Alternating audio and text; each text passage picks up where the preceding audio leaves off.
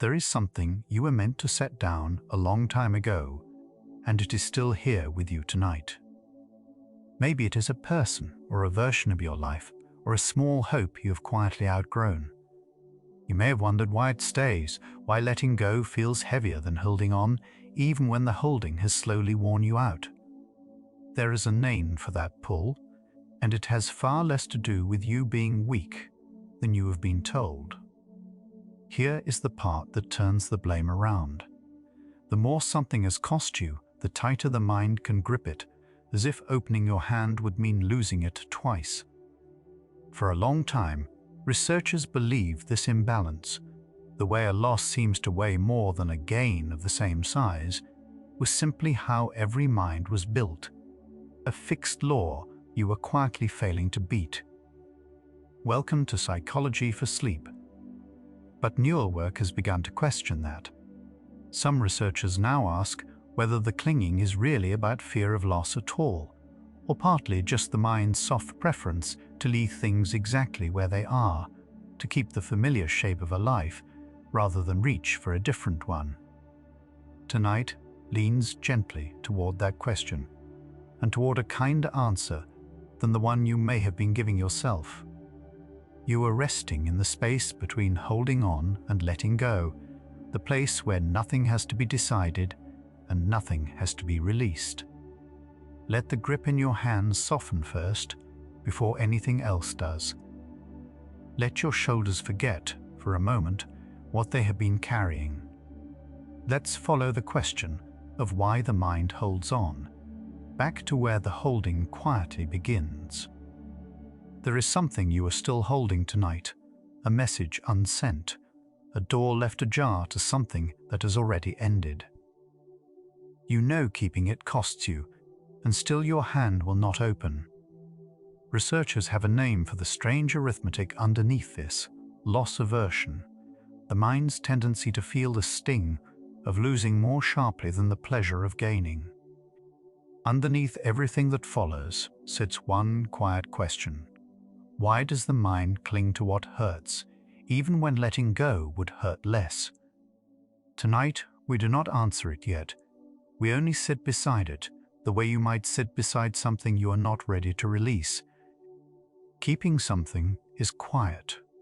Losing it is loud. That asymmetry is not a flaw in your character, it may be among the oldest math your nervous system knows.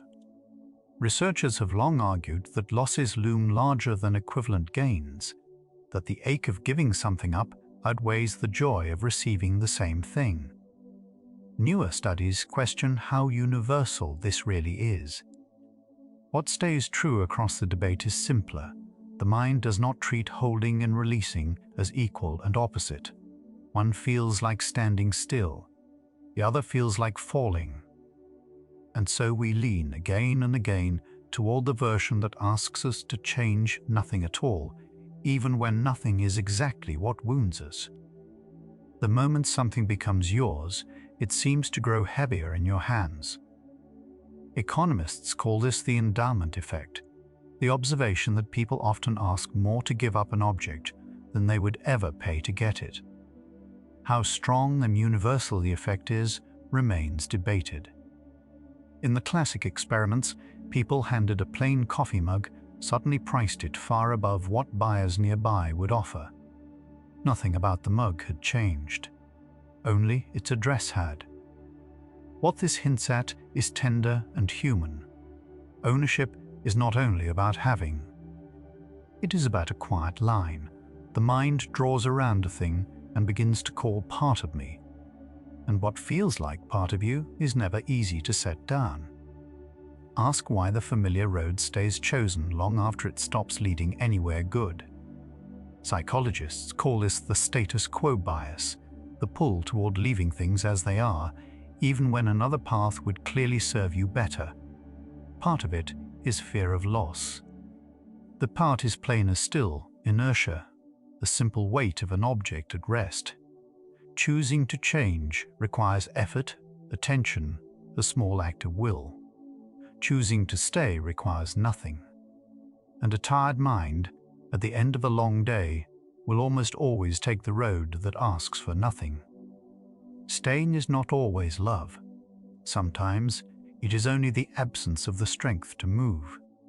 Deep beneath thought, in a small almond-shaped cluster called the amygdala, your brain keeps watch for anything that reads as loss. It cannot always tell the difference between a threat to your body and a threat to something you have grown attached to. When you imagine giving up what you hold, a habit, a person, an old idea of yourself, this region can respond as though something is being taken by force. Your heart may quicken. Your chest may tighten. What you feel as reluctance is often this quiet alarm firing beneath awareness. It is not weakness that makes letting go feel like danger. It is a nervous system doing exactly what it was built to do, protect what is already yours. Count the hours you have already poured into something that is no longer working. The more you have given, the harder it becomes to walk away, and researchers call this the sunk cost effect. The mind treats what is already spent, the time, the effort, the years, as a reason to keep spending, even when nothing more can be saved. It feels like loyalty. Underneath, it is the refusal to let the past be a loss. If I leave now, a voice says, then all of it was for nothing. But the hours are already gone, whether you stay or go. Holding on does not bring them back. It only asks you to lose the present too.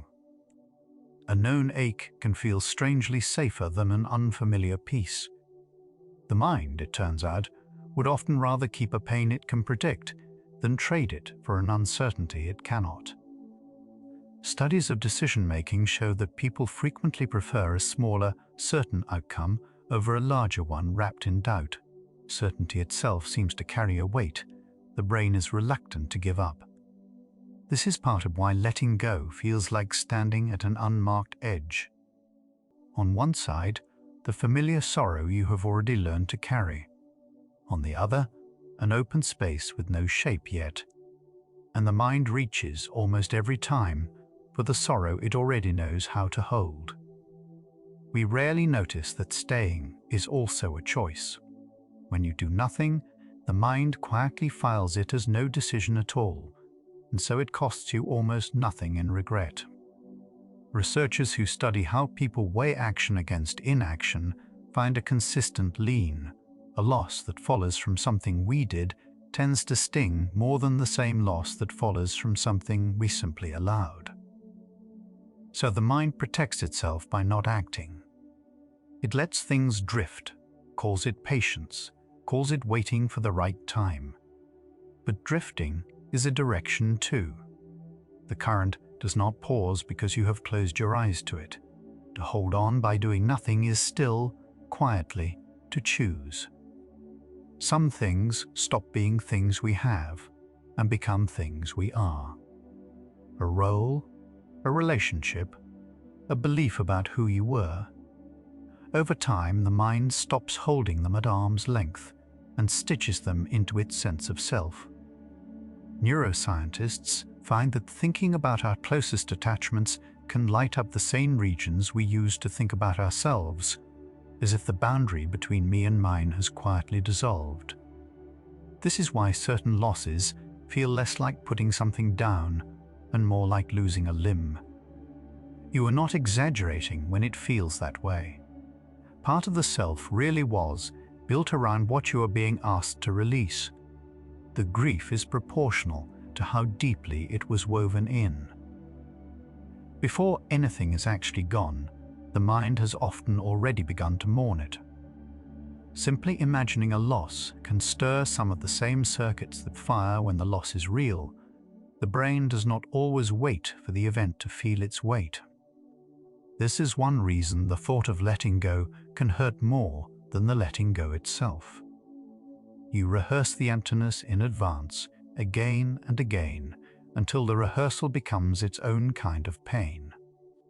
And a strange thing happens. The anticipated ache grows so large that keeping the thing, even a thing that wounds you, starts to feel like the gentler option. the mind is not lying to you.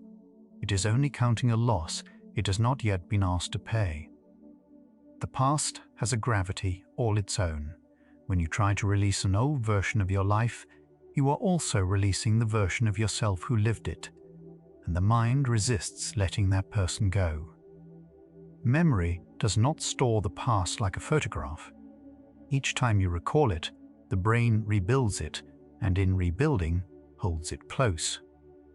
What you are reluctant to lose is sometimes not the thing itself, but the self who existed alongside it. This is why letting go can feel like a small death, and why it deserves tenderness rather than blame. You are not being stubborn. You are grieving a life you actually lived, asking to keep its company a little longer. Watch a hand that has gripped something too long. The fingers seem to forget how to open. The body carries holding on as literally as the mind does. When you refuse to release what stresses you, your system tends to keep low levels of cortisol and tension circulating, a quiet bracing that never fully stands down. Muscles stay slightly clenched. Sleep stays slightly shallow. The effort of holding is invisible, but it is not free. The body pays it in a currency of fatigue you may have stopped noticing. What feels like simply going on is often the steady labor of not letting go. And a body that has been bracing for a long time can forget that it is allowed, at last, to rest. The idea itself has a history worth knowing.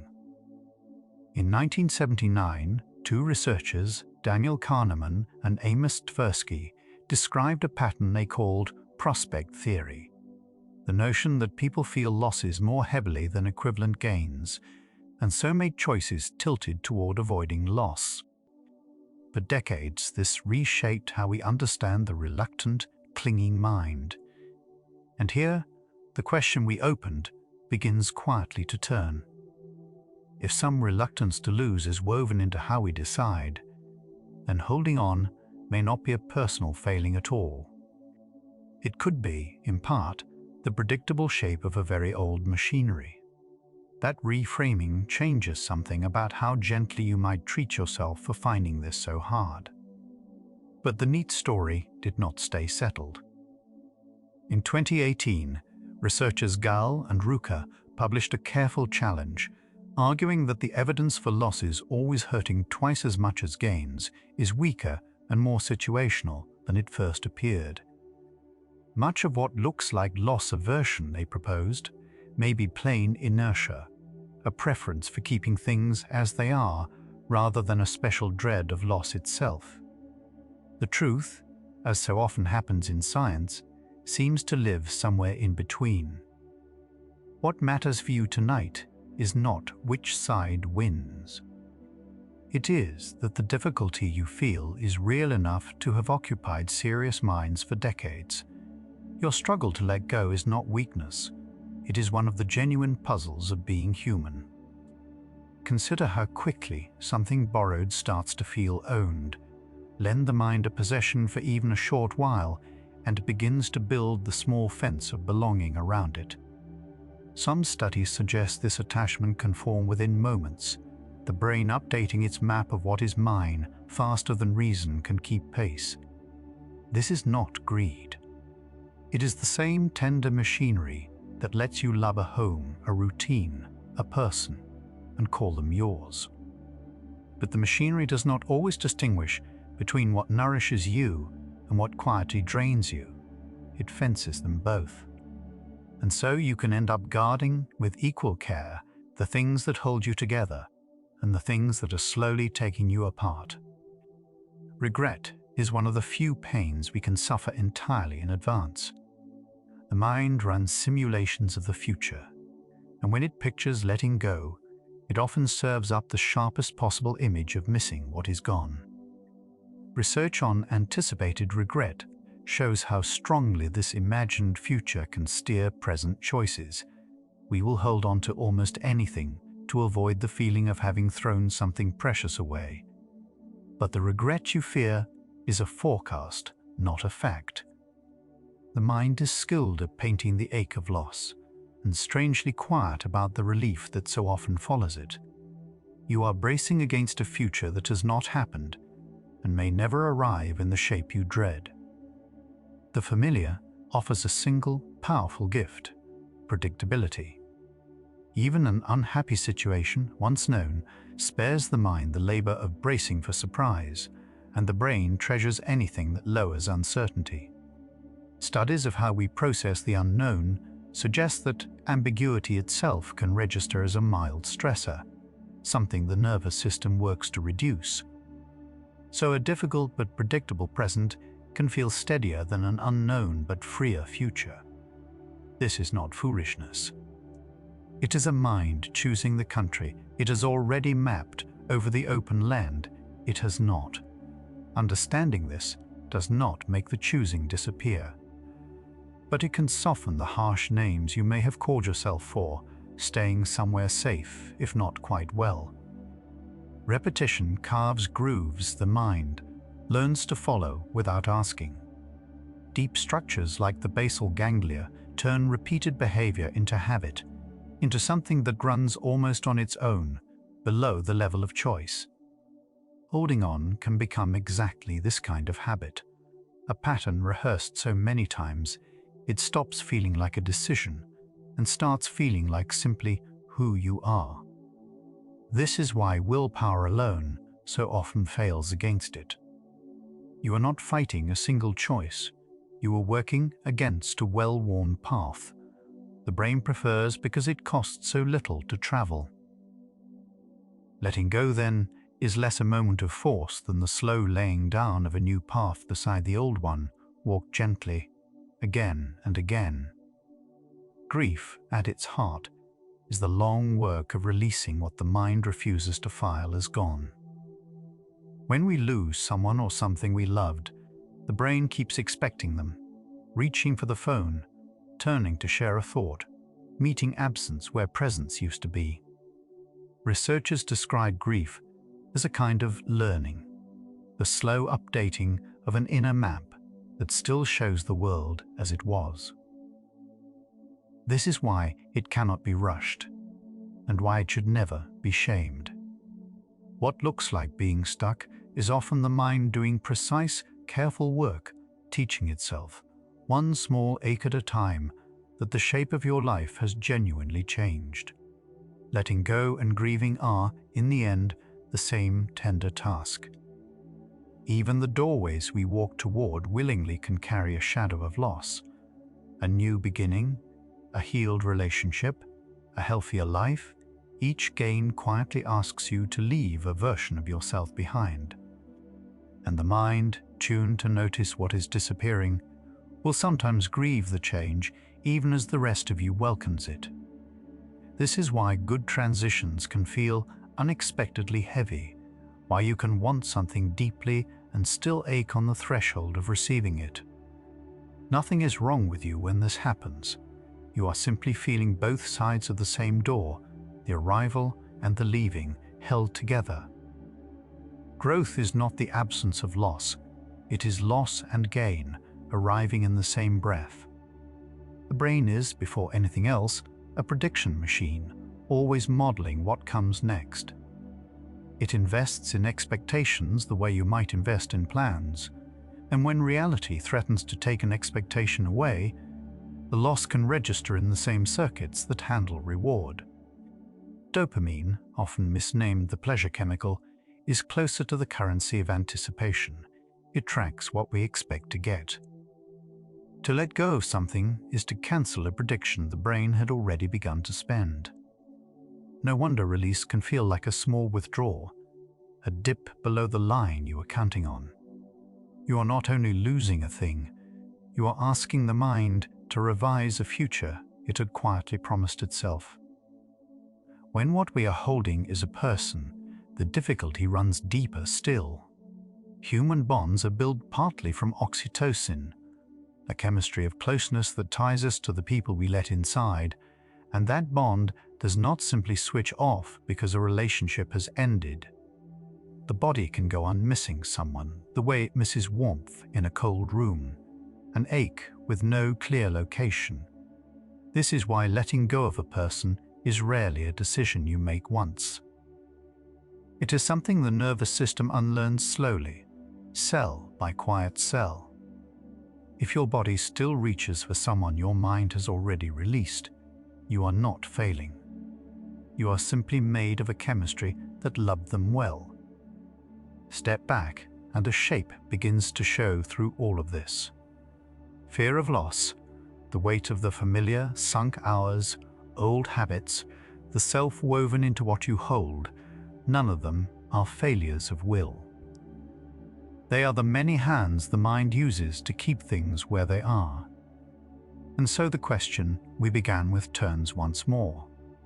Perhaps letting go feels hard, not because you are weak, but because holding on is what a mind is quietly built to do. The wonder is not that release is difficult. The wonder is that we manage it at all, that anyone ever opens a hand. The whole body is asking to keep closed.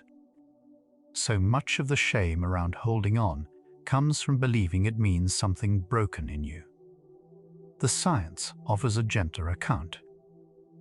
Every mechanism we have touched, the alarm at loss, the pull of the known, the grooves of habit, belongs to an ordinary human brain doing ordinary human work. You did not choose this wiring, and you are not its only owner. It hums beneath everyone who has ever loved, feared, or hoped. This does not mean nothing can change. It means the change can begin without punishment, without the exhausting project of being angry at yourself for being human. You can set the self-blame down first, before you set anything else down at all. Here, in the quiet this first stretch has opened, one thing has become clear. The reasons we cling are real, and they are many. But naming why the hand stays closed is not the same as knowing how it ever opens. That is the question still waiting in the dark ahead, not whether holding on makes sense, but what actually allows a person to loosen their grip without forcing it. Something in the coming hours will begin to answer that gently, without asking you to try. For now, there is nothing to solve. You have only met the machinery. Whether it can soften and how is where the rest of the night quietly leans. Right now, without any instruction from you, notice the hands. Perhaps they have already loosened, resting open on the blanket, or curled soft against the pillow. You did not have to tell them to unclench. They simply stopped bracing when the night gave them permission to. That is the same quiet mechanism we have been circling all along. The body already knows how to release, even in the hours the mind believes it cannot. What you have not yet heard is what happens when that letting go moves inward, past the hands, to the things you have been holding far longer. That is where the next stretch begins to lead. Let one slow breath go, and we drift on together. This hour was made for exactly this, for the mind that holds on longer than it means to. There is nothing you have to do right now. No button, no effort. Let this stay playing beside you, a quiet companion for the kind of letting go that happens slowly, in the dark, at its own unhurried pace. Take one gentle breath. We have a long, soft way still to go together. The end of something rarely announces itself. One ordinary afternoon, you notice a version of your life has quietly become past tense. Grief researchers have found the brain treats these losses much like the loss of someone we love. The same networks that register physical pain also register separation. When we release something we are attached to, the brain does not neatly file it away. It keeps searching for what is gone, the way a tongue returns to a missing tooth. This is not a failure to cope. It is a nervous system doing what attachment built it to do. The ache was never proof you held on too tightly, only proof that it mattered. Some things we do not simply own, we become them, a job, a role, the person we grew to be alongside someone. Psychologists call this the extended self, the way identity reaches outward to include what we hold. Studies show people fold these into their self-concept until the line between mine and me grows faint. To let one go can register not as losing a thing, but as losing a piece of who you are. The mind resists not because it is stubborn, but because it is guarding the shape it believed you are. What felt impossible to release was never just an object. It was a part of the self, asking to be kept. Notice the hand. When the mind refuses to release something, the body mirrors it. A clenched jaw, tight shoulders, a breath held too long. Researchers studying chronic stress have traced how this sustained holding keeps the body's alarm switched on. Grip an unresolved loss, and the brain reads it as an open threat, keeping stress hormones like cortisol circulating. The system was built for short bursts of alarm followed by release, not for a grip that will not loosen. The cost is not only emotional, it is physical, carried in tension the body holds long after the mind stops noticing. Some of the tiredness you carry is simply the weight of everything you have not yet set down. The thought returns before you invite it. You have gone over the same moment 100 times, and still the mind circles back, as if it might land somewhere new. Psychologists call this looping rumination, the mind's attempt to solve what it cannot yet accept. When something feels unfinished, the brain treats it as a problem still open. For a loss, nothing is left to solve, and the loop runs without exit. The replaying is not a flaw in you. It is a mind built to close open questions, meeting one that will not close. You were never failing to move on, only caught in a loop that was trying clumsily to help. At night, it grows louder. The day's noise falls away, and in the quiet, the unfinished thought finally has room to speak. Sleep scientists find that when we lie still in the dark, a network called the default mode network grows more active, turning attention inward. Without the day's tasks to occupy it, this system drifts toward whatever remains unresolved, the conversation, the choice, the person once here. That is why letting go can feel hardest at bedtime, when nothing distracts the mind from what it still holds. If the nights have been the hardest part, it is not because something is wrong with you, only because the quiet gives the holding somewhere, at last, to be heard. Look back on what is gone and the mind hands you, the good moments first, the warmth, the parts worth missing. Memory researchers show we do not recall the past evenly. We remember its peaks and endings more than its ordinary middle. This tendency, the peak-end pattern, means the story we carry of a loss is rarely the whole of it, so letting go can feel like betraying something precious, even when the whole was more mixed than memory suggests. We cling not to what was, but to the highlight reel the mind saved. What you find hard to release is partly a kindness of memory, softened, brightened, easier to miss than it was to live.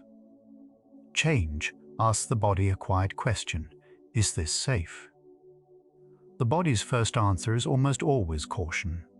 Neuroscientists studying uncertainty have found that the brain treats the unknown itself as a kind of threat. The familiar, even when it hurts, is at least predictable, and prediction is what the nervous system prizes above comfort. A known ache can feel safer than an unknown relief. It is part of why people stay in what has stopped serving them, a system choosing the certainty of the present over a better shape it cannot yet see. Staying was never simply fear. Sometimes it was the oldest part of you, choosing what it could predict. The question we started with is quietly turning. We began by asking why the mind clings when holding on hurts more than letting go, and at first it looked like fear of loss alone. Researchers once argued that losses weigh heavier on us than equal gains. But newer work questions whether that holds everywhere, or whether much of what looks like the fear of losing is something quieter, a pull to stay still, to keep the shape we already know. The ache may not be only that loss hurts more. It may be that changing at all asks more of us than staying ever did. Letting go is often mistaken for giving up, as if to accept a loss were the same as surrendering to it. Psychologists who study acceptance draw a careful line between the two. Acceptance, in this research, is not approval or defeat. It means ending the fight against what has already happened, no longer insisting reality be other than it is. Studies find that people who let a painful truth be true often suffer less than those who struggle against it. Giving up abandons the future. Acceptance sets down only the argument with the past. To accept what you cannot change was never weakness.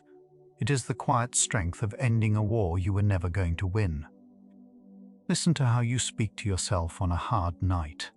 For many of us, the inner voice that meets our struggle is sharper than any we would use with a friend.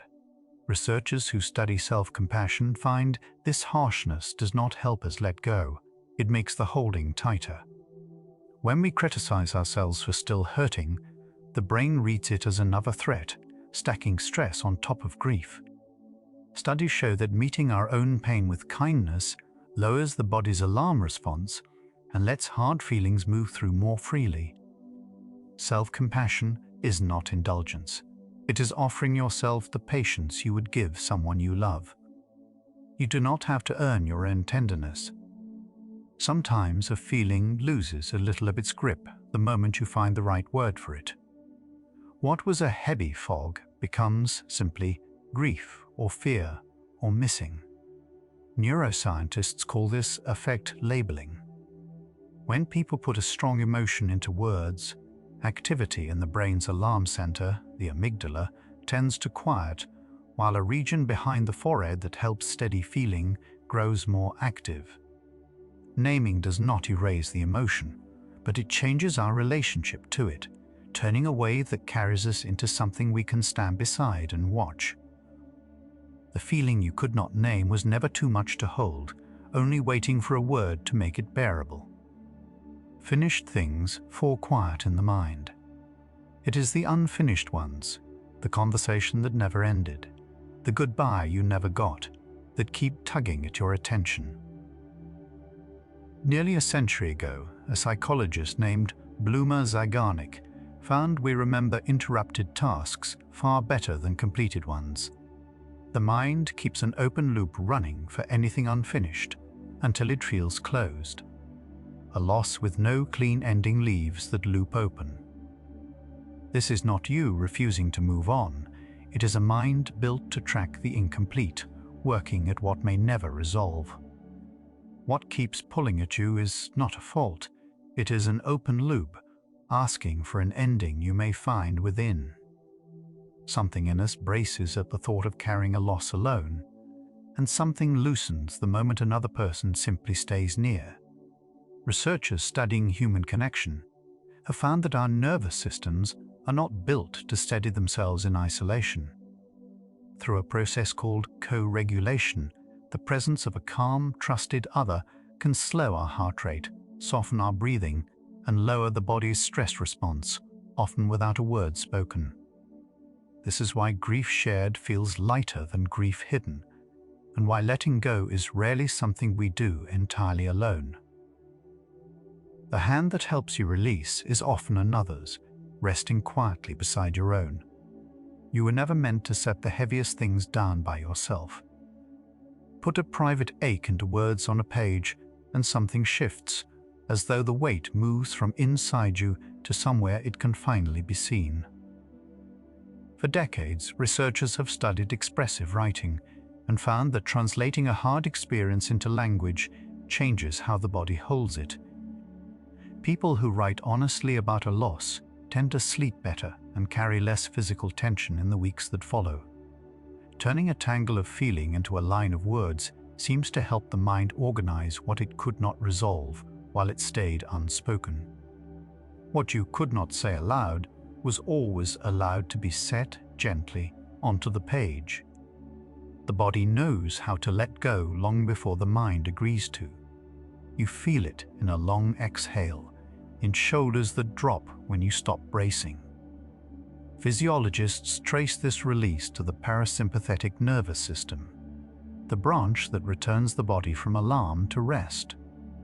A slow breath out, longer than the breath in, gently signals this system to switch on. The heart slows, the muscles soften, the grip loosens on its own.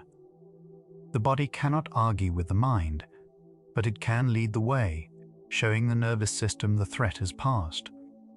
Sometimes letting go begins not with a decision, but with a single exhale held a little longer than usual.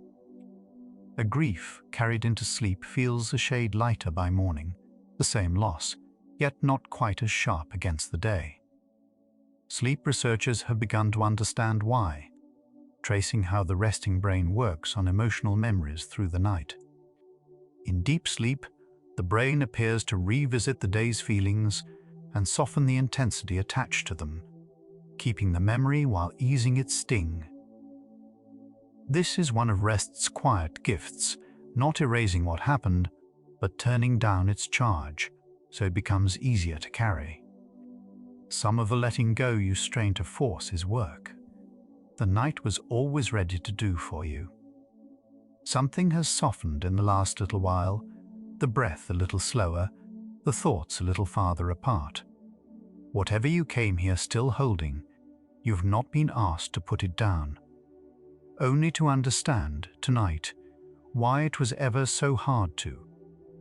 Let one long breath leave you now. We go on gently, together from here. A trail worn into grass stays visible long after anyone stops walking it. Something similar happens in the brain when an attachment forms. Researchers describe it as a pattern etched into neural circuits through repetition. Each time a person or a routine returns, the same pathways fire together, and connections that fire together grow stronger, easier to travel. A bond becomes a habit of mind, not a choice you keep making, but a groove the signal falls into. Letting go feels hard, partly because you are not fighting a feeling, you are asking a worn path to slowly grow over. The difficulty was never proof you were weak. For decades, one idea has shaped how we explain the ache of losing something. Psychologists Daniel Kahneman and Amos Tversky proposed in 1979 that people feel losses more strongly than equivalent gains, a tendency they called loss aversion. It became one of the most repeated ideas in behavioral science, often stated as though losing hurts exactly twice as much as gaining. But the picture is less settled than that. Later researchers, including Gall and Rucker in 2018, argued the effect is far more context-dependent and that no fixed ratio holds across every situation. What remains is gentler and truer. Losing can weigh heavily, though not by a law written in stone. Notice how often the hardest thing is simply starting to move at all. Part of what looks like attachment may not be love or fear of loss, but inertia, the mind's quiet preference for whatever is already in place. Studies of decision-making find people often stay with a default option, not because they chose it, but because changing anything costs effort the mind would rather not spend. Staying still feels like no decision, so it feels safe. This reframes letting go entirely. It is not one act of release, but a series of small movements against the pull of what is already there. You are not clinging, only resting in a groove that asked nothing of you. Forgiveness is often misunderstood as something you hand to another person. Research on the psychology of forgiveness suggests it works more inwardly than that. Less a gift to whoever hurt you, more a release of the grip that the memory keeps on your own body. Studies link the practice of forgiving with lower stress hormones, steadier heart rhythms, and improved sleep, even when the other person never knows and never changes.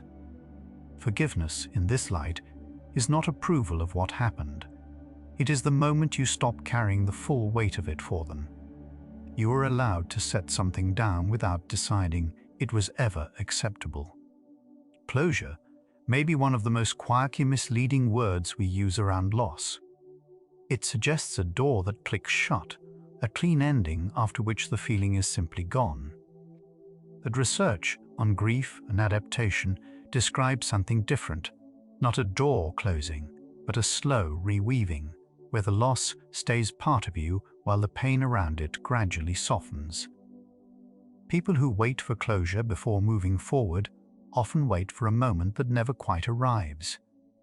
Healing, it turns out, does not require the feeling to disappear. It only asks that the feeling stop running the whole house. You do not need to be finished with something to begin resting beside it. Somewhere in the retelling, a painful event slowly begins to change shape. Psychologists who study how people recover call this meaning, making the mind's long work of fitting a loss into the larger story of a life. It is not about pretending something was good. It is about finding where it belongs, what it revealed, who you became on the other side of it. Research finds that people who eventually locate some meaning in what they lost tend to carry it more lightly, not because the loss shrank, but because it stopped being a loose, unexplained wound. Nothing about this asks you to be grateful, only, someday, to understand where the ache fits. At 3 in the morning, an old grief can feel larger than the whole dark room. Yet something restorative is happening in the nights you sleep through it. During deep and dream-rich sleep, the brain revisits emotional memories and, research suggests, begins to loosen the sharp charge from them while keeping the memory itself. It is sometimes described as processing the information without reliving the full sting. This is why a sorrow can feel a little less raw after real rest, even when nothing outward has changed. Some of the letting go you have been straining to do by daylight is quietly done for you while you sleep. A letter never sent, a stone left on a grave, a candle blown out on purpose. Across cultures, humans have always built small rituals around letting go, and psychology is beginning to explain why they help. A ritual gives a formless feeling, a shape and an edge, a beginning and an end the mind can actually perceive. Studies find that even simple, self-made rituals can lower the sense of grief and restore a feeling of control after a loss. The action does not need to be meaningful to anyone else. It only needs to mark, in the body, that something is being set down. Sometimes the mind cannot release what the hands were never shown how to. The hardest part is rarely the first release. It is the morning the missing thing returns, uninvited, as if nothing had been set down. This return is not failure. Because attachment lives in those worn neural pathways, letting go is less an event than a practice repeated over many days. Each time the old pull arises and you gently do not follow it, the pathway grows a little fainter, a process researchers connect to how the brain slowly updates and reconsolidates memory. The ache coming back is not the practice breaking. It is the exact moment the practice is actually working. The same moment you were tempted to call it proof of your own weakness. Here the question quietly turns on itself. We began by asking why the mind clings when holding on hurts more than letting go, as though clinging were the strange part. But these pieces keep suggesting something else. The brain is built to preserve what is already there, to weigh a loss heavily, to stay in the worn groove, rather than spend the effort of leaving. Seen that way, holding on is not the malfunction. It is the mind doing exactly what it was shaped to do. which leaves a harder question underneath, not why letting go is difficult, but what it costs to choose it anyway. The difficulty was never your flaw, it was the design. What just settled, that the holding on was the mind doing exactly what it was built to do, is not only a fact about the brain. You may be carrying it in your own chest right now, the thing you have not been able to set down, and the quiet relief of learning it was never a failure of will. Let both be here, the tightness and the loosening in the same breath. Feel where your hands are resting. Let them stay open the way they already are. What comes next follows the harder part, the cost of choosing to release something the mind was built to keep. Something loosens the moment forcing stops. For most of this hour, the mind has been braced, holding a shape it is afraid of losing. But researchers who study change keep noticing a quiet reversal. The harder we grip an outcome, the more the grip itself becomes the pain. Letting go, in the studies, rarely looks like a single dramatic release. It looks more like the slow easing of a hand that has been clenched so long it forgot it was clenching. What hurts is not the opening. What hurts is how long you held on before you knew you were allowed to. Psychologists who developed acceptance and commitment therapy noticed something backward about pain. The people who suffered least were not the ones who fought their feelings hardest, but the ones who made room for them. They call this psychological flexibility, the capacity to feel what is here without being run by it. It is not resignation, and the evidence is still growing rather than settled. But across many trials, a willingness to sit with discomfort predicts letting go better than any attempt to argue the feeling away. The mind, it seems, tends to release what it stops wrestling. Values work quietly beneath the noise of what was lost. When something ends, attention fixes on the absence, the empty chair, the closed door. Yet the same researchers found that people move forward not by staring harder at the loss, but by turning toward what still matters to them. A value is a direction, not a destination. Kindness, honesty, curiosity, care. You can move toward it even while carrying grief. Letting go, in this view, is less about releasing the past and more about choosing, gently, where to point the days you still have left. The mind rarely accepts a changed world all at once. It approaches a new reality, the way a body enters cold water, a little at a time.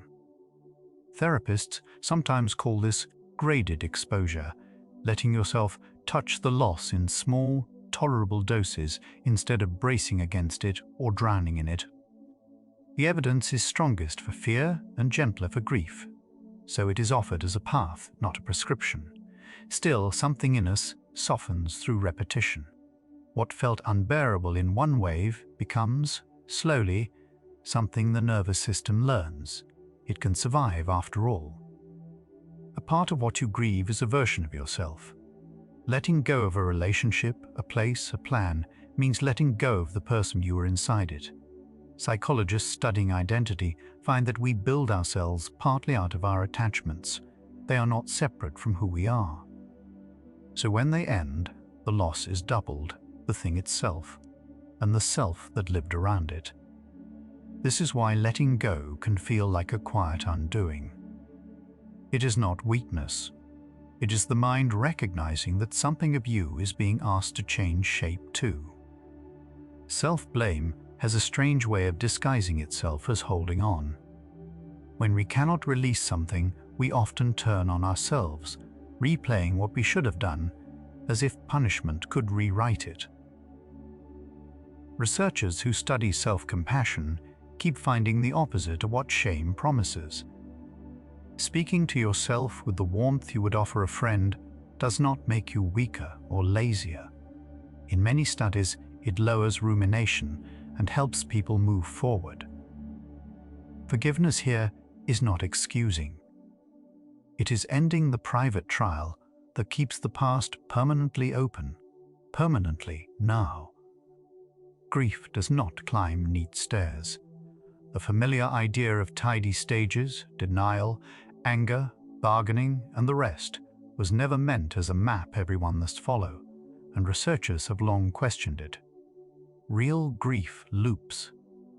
It arrives in waves, recedes, then returns on an ordinary Tuesday for no clear reason. What the evidence suggests is gentler than any schedule. There is no correct pace, and no finish line you are failing to reach. Letting go is not completing grief. It is learning to carry it in a way that still leaves your hands free enough to live. Every ending carries a weight the mind never chose. We are wired for attachment. The same systems that bond an infant to a caregiver keep working across a whole life. When a bond breaks, the brain registers something close to physical pain. The regions that stir overlap with those for a burn or a bruise. This is why a goodbye can ache in the body. It is not that you are too sensitive or holding on too long. It is that the mind was built to hold, and holding, once formed, does not simply switch itself off. When attention finally lifts from what is gone, it does not vanish. It returns to you. Holding on takes fuel.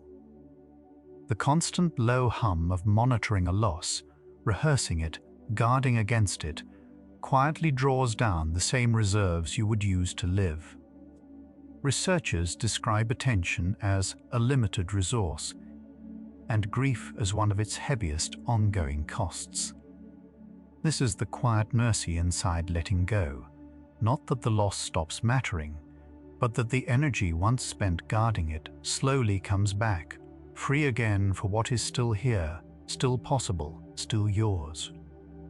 Each time a memory returns, it comes back slightly open. Neuroscientists once believed memories were fixed, like photographs. Newer work suggests something stranger. Recalling an experience briefly makes it editable before it settles again, a process called reconsolidation. The details are still being worked out, and the therapeutic uses are young. But it hints at why revisiting a painful memory in a calm state, rather than a frightened one, can slowly change its charge. You are not erasing what happened. You are letting it return in gentler company and settle back a little less sharp than it was before. Name the feeling, and something in the brain quiets.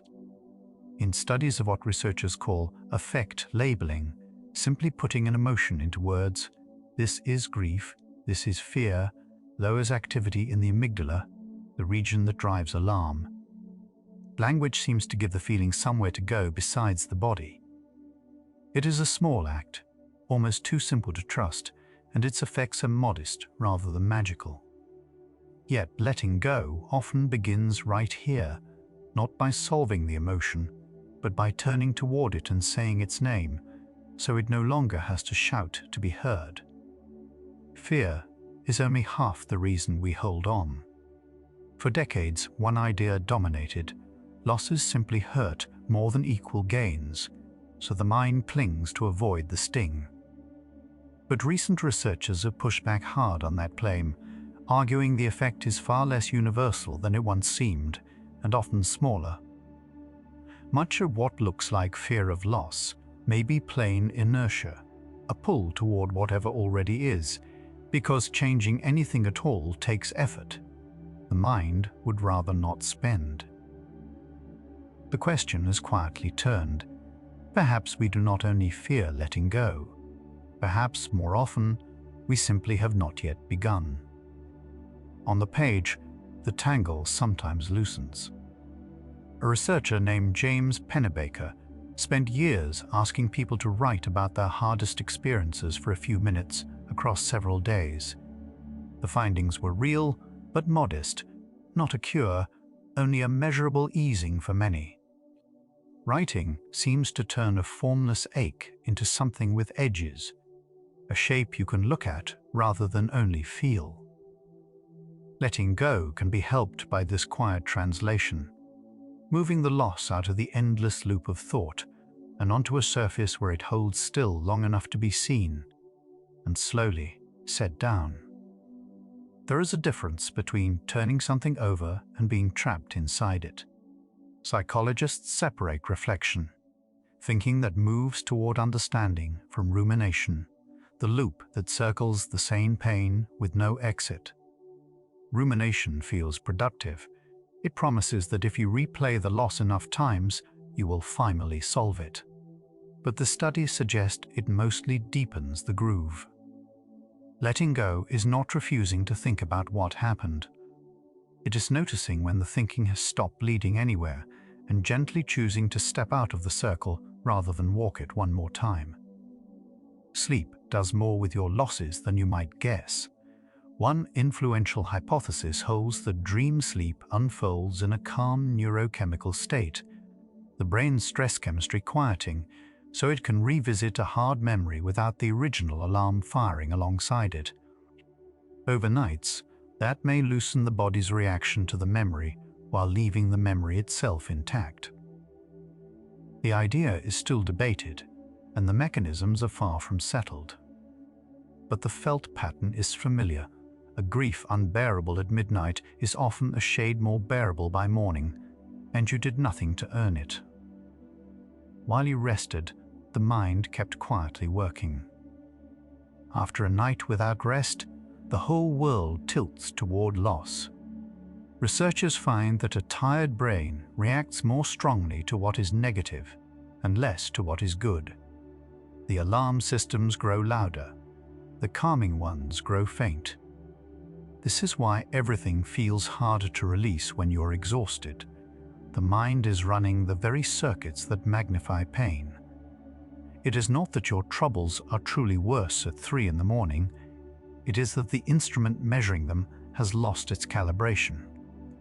Sometimes the first act of letting go is simply, finally, allowing yourself to sleep. The quiet network behind your forehead never fully rests. When the mind is not busy, it drifts into a default pattern, replaying the self, its stories, its regrets.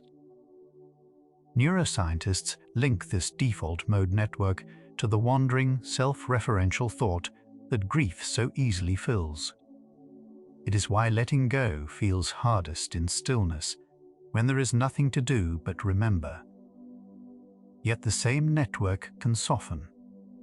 Practices that gently anchor attention to the present appear to quiet it. The loop is not a flaw in you. It is a system doing its job, and it can, with patience, be given something gentler to do. Pain and suffering are not the same thing. There is the loss itself, unavoidable, real, arriving whether you consent or not. And there is the second layer we add on top, the resistance, the why me, the refusal to let it be true. Contemplative traditions named this long before psychology measured it, and acceptance research now echoes them. The pain of loss may be fixed, but the suffering built above it is not. Much of letting go is simply lowering that second layer, not by pretending the loss is smaller, but by ending the long fight against the fact that it is here. Self-compassion is less a mood than a skill, something you practice, not something you are born already good at.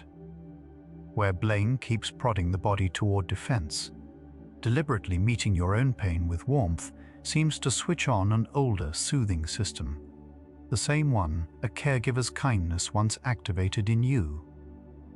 Researchers who train people in this skill find the gains build with repetition. Setbacks lose a little of their sting, and recovery comes sooner. You are not softening the truth of the loss. You are changing the voice that keeps you company while you carry it, from prosecutor to something gentler. Movement toward what matters can come before the feeling of being ready. When loss flattens the world, waiting to feel better before acting often means waiting a very long time. Therapists who study behavioral activation find that small, values-guided actions, a walk, a call, One gentle task can lift mood before motivation returns, not after. The doing comes first, the feeling follows behind. Letting go is not always an inner event that then permits new life. Sometimes it is the new life, chosen in small pieces, that quietly loosens the grip of the old one from the outside in. What was real does not become false because it ended. The mind, in grief, sometimes rewrites the past, deciding the whole thing was a mistake, so the loss will hurt a little less. But endings do not erase what a bond once gave.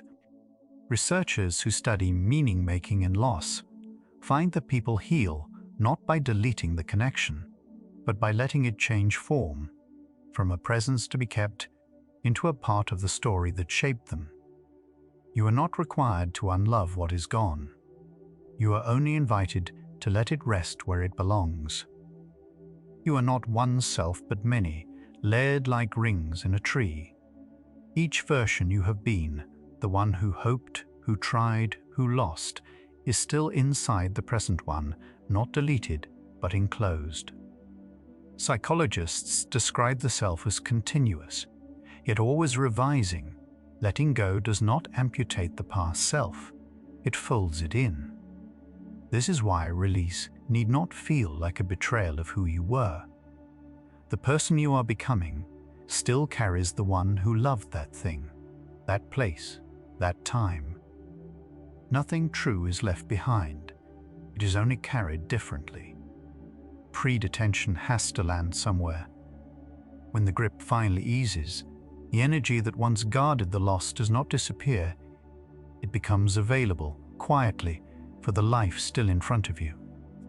Researchers who follow people through grief describe this not as forgetting, but as a widening. The loss remains, yet the world around it slowly grows larger again. Colors return. Small pleasures begin to register. This is not disloyalty to what was lost. It is the mind doing what it was always built to do, reaching, once more, toward what is alive. The loss becomes a part of the story, not the whole of it. For a while, grief fills the entire frame, the first thing on waking, the last before sleep. But integration, as researchers call it, does not shrink the loss so much as enlarge everything around it. The ache stays real, and yet it takes its place among other true things, the love, the years, the ordinary mornings still to come. Letting go was never about making the loss small.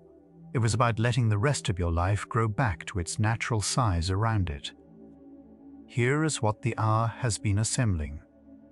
The mind clings for two reasons braided together: a fear of losing what it has, and a plain inertia that resists the effort of change.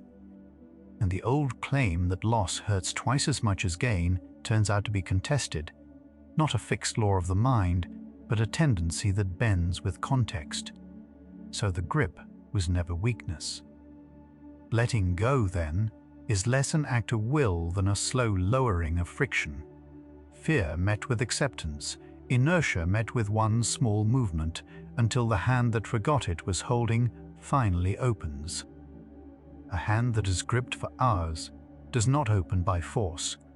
It opens when the holding simply becomes more than it can keep doing, and then, on its own, it lets go. Something like that is happening in you now. The grip you carried into this hour is loosening without instruction, the way sleep loosens it every night while you ask nothing of it at all. You do not have to decide to release anything. The system that knows how to cling also knows how to stop. What remains tonight arrives into that opening, the part where the mind, unclenched at last, finally lets the rest of the night in. By now, the holding has softened a little, and that is enough. The pull to keep things exactly as they were has a name in the research, though even scientists still argue over how strong it truly is. What once felt like proof that you were weak was only an old lean of the mind toward the familiar. You do not have to release everything tonight. Loosening your grip by a single degree is already a kind of letting go. Release does not mean the thing never mattered. You can set something down and still honor how much it once meant to you. The mind sometimes confuses letting go with losing, as if opening your hand erases all the years. It does not. What you carried shaped you, and that stays even after the weight is gone. Tonight, you are allowed to keep the meaning and release the ache. Both can be true at the same time. Somewhere in the body, holding on lives as tension, a jaw held tight, shoulders drawn up, a breath kept shallow. Letting go often begins there, long before the mind agrees. As you rest, the muscles that guarded the old grip are quietly releasing on their own. You do not have to instruct them. Notice, without reaching for it, how the body already knows how to open a hand it has kept closed for too long. A hand that has gripped something for a long time aches when it first opens. That ache is not a sign you chose wrong. It is only the body remembering the shape of holding. The soreness fades as the fingers learn they are allowed to rest. Whatever you are ready to release tonight may sting a little as it leaves. Let it sting and let it go. The ache is the last thing it will ask of you. Notice how little you have to do for this. Sleep itself is a nightly practice in letting go, of the day, of control, of the waking self that keeps track of everything. Each night, your mind rehearses release without any effort from you. You've done this thousands of times already. Tonight is only one more. There is nothing to force, nothing to fix. The letting go you have feared is something you already know how to do. Letting go was never the same as giving up. Giving up closes a door and walks away. Letting go opens a hand and stays present. One is surrender to defeat. The other is a quiet act of care for the person you are becoming. When you release what can no longer be held, you are not losing a battle. You are choosing yourself over the ache of keeping something that already left. That choice is a form of love. The kindest thing you can offer yourself tonight is the understanding that clinging was never a flaw in your character. The mind leans toward keeping things as they are, partly from a fear of loss, partly from simple inertia. Neither is a moral failing. The question that brought you here, why hold on when holding hurts, softens right about now. You held on because you are human, built to protect what feels like yours. There was nothing to forgive. There is a tenderness in finally admitting that something is over. Not bitterness, not failure, only the honest ache of a chapter closing. That tenderness is where healing quietly begins. Research on recovery keeps pointing to the same gentle truth. Acceptance loosens the grip that resistance only tightens. You do not have to love what happened. You only have to stop fighting the fact that it did. In that small surrender, something in you begins to rest. Choosing to open your hand is not weakness dressed up as peace. It takes more quiet strength to release than to keep clenching out of fear. Every time you let something go, you practice trusting that you'll be all right without it. And each time, you learn that you are. The self that can release is not smaller than the self that held on. It is larger, roomier, softer, more able to hold whatever comes next. When the grip loosens, the first thing that returns is space. All the attention that went into holding, the rehearsing, the guarding, the quiet bracing, comes back to you. You may not feel it at once. It arrives slowly, like warmth returning to cold hands. That reclaimed space is yours now, and it does not have to be filled. For tonight, simply let it stay empty and open. a room with the windows finally allowed to rest. Space returns first, and then, more slowly, energy. What you held onto asked for a steady, invisible effort, a background hum of watchfulness you stopped hearing long ago. Releasing it does not drain you. It gives that energy back. In the days ahead, you may find you have more of yourself for small, ordinary things, a conversation, a meal, a walk. Tonight, you do not have to spend it. Just let it gather quietly while you rest. What you free tonight is not only yourself. When you stop holding so tightly, the people around you feel it too. A softened grip makes room for them to be who they are, rather than who you needed them to be. Letting go can be a gift you give outward without ever saying a word. The ease you find as you rest tonight reaches further than you know. Release, it turns out, is rarely something you do alone. The energy once spent on holding has somewhere gentler to go. It can become patience, or rest, or the simple willingness to begin again tomorrow. Nothing you release is truly wasted. It only changes form. The way water held behind a wall becomes a quiet stream once the wall comes down. You are not emptying yourself tonight. You are letting what was stuck begin to move again. And movement, even slow and unseen, is how living things heal. Gratitude arrives quietly at the end of holding on. Not gratitude for the loss itself, but for what it revealed, how much you were willing to carry, how deeply you were able to care. That capacity was never the problem. It is one of the truest things about you. As you rest, you might let a small thank you form for the part of you that held on so long, so faithfully. It was only ever trying to keep you safe. Even the thing you are releasing tonight gave you something.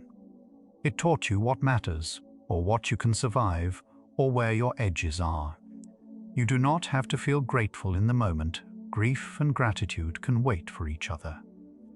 But somewhere down the line, the ache tends to soften into something more like thanks. For now, you can simply notice that the holding taught you how much you are able to love. That was never wasted. Thank the younger self who first learned to hold on so tightly. They were doing their best with what they knew.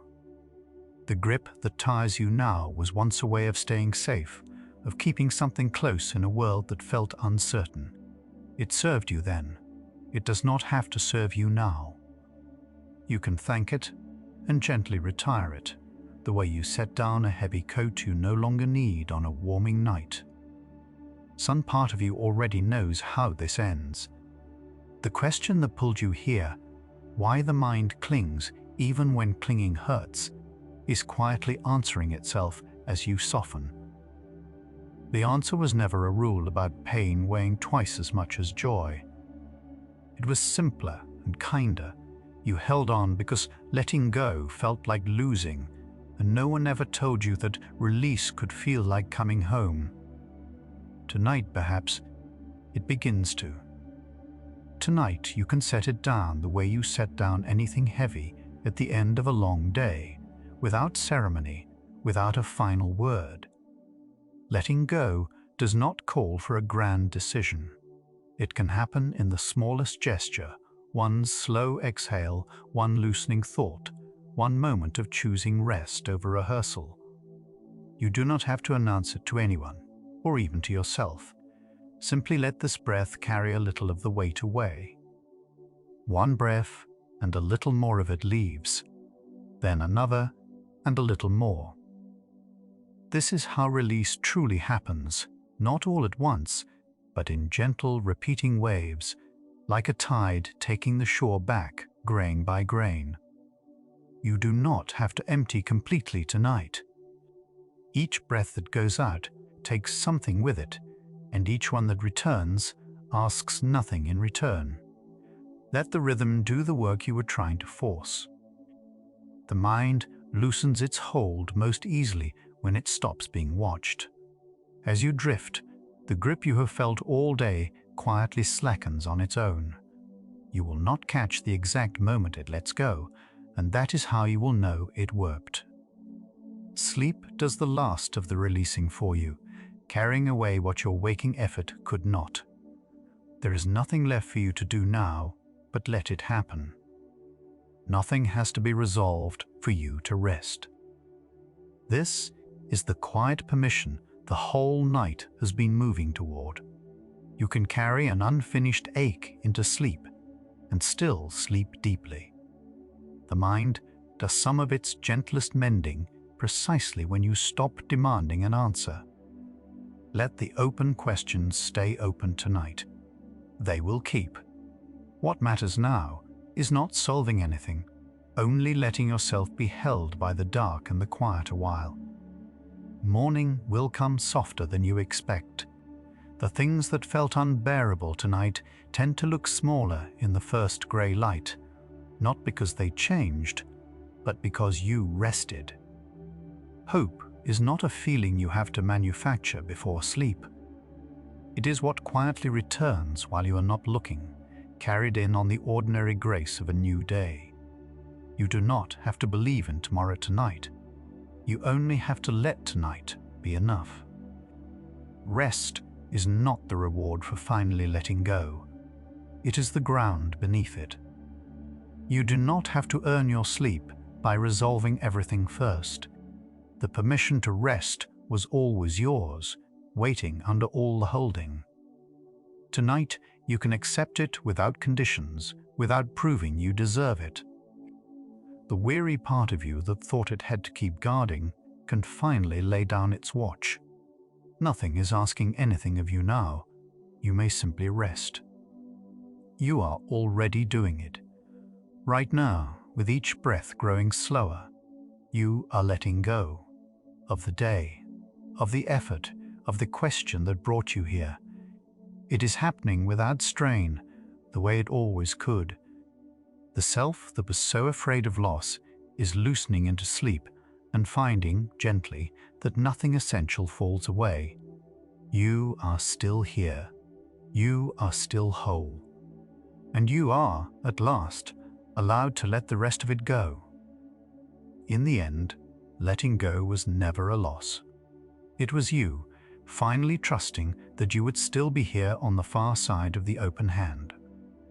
The mind held on because holding felt like love and releasing felt like leaving. But tonight you have learned they can be the same tender thing. You do not have to carry it anymore. Rest now. What is meant to stay will stay, and you are already free. The hand has been open for a while now, and nothing has fallen that was ever truly yours to lose. What you were afraid would leave has mostly stayed, quieter, lighter, no longer clutched. Holding and releasing turn out to be the same motion seen from two sides, one afraid, one finally at rest.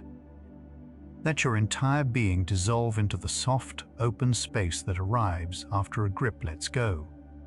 The ease a hand discovers the moment it stops making a fist. Whatever is left to release, let the night carry it. You were never holding it up. It was holding you here, and now you can both set each other down. The grip was never the problem. It was love that forgot. It was allowed to change shape.